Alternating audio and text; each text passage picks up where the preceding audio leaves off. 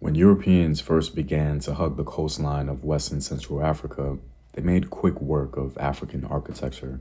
What I mean by that is that they interpreted architectural styles along the coastline as a representation of West and Central Africa as a whole. Needless to say, they snubbed traditional African architecture. Now, most Europeans weren't really afforded the opportunity to go further inland for various reasons. I think this history may in part reflect why we give so little time and attention to the splendor of African palaces. Because Western society largely remains ossified in the fiction of early European imagination.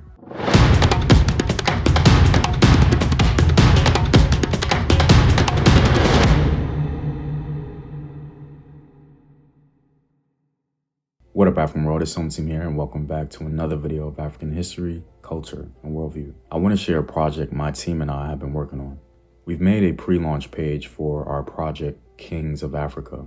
Before we officially launch the Kickstarter, I need you guys to click the Notify Me on Launch button from the link I'll provide in the description box below. It only takes a second, but it makes a huge difference in building momentum and convincing Kickstarter that you guys actually want to see this project succeed. You know, the irony of the early mocking of traditional African architecture is that these same Europeans who advanced or constructed these disparaging narratives were the same Europeans emulating this style not much later, upon building their colonial settlements on the African continent.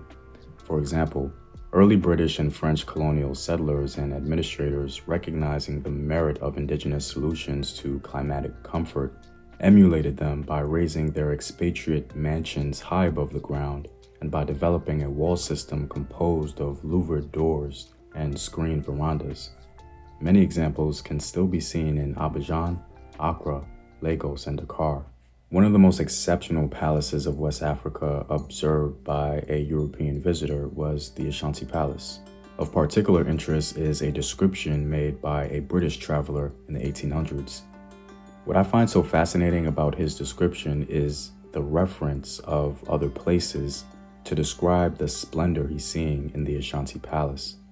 His most salient visual comparison references Egyptian architecture, Italian theaters, and Gothic screens, as he calls it. I mean, if he's making reference to other respected civilizations in order to describe what he's visually experiencing, then our Western stereotypes of African architecture have to be reevaluated. Now, this is not to say that all great African palaces are of stonework or resemble other civilizations.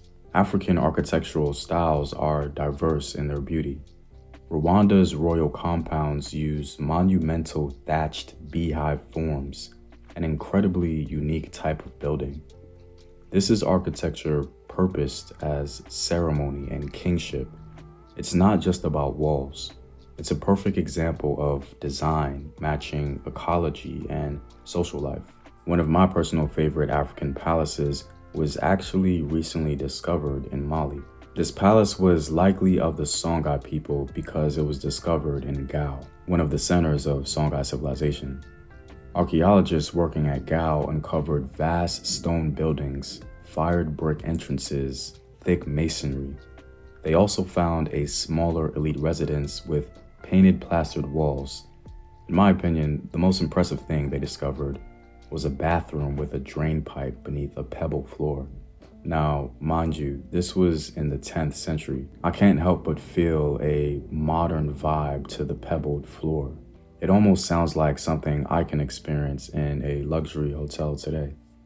Inside were prestige goods, brass ornaments, an iron sword inlaid with brass, imported luster pottery from North Africa and even China. Exactly what you'd expect to see around royalty.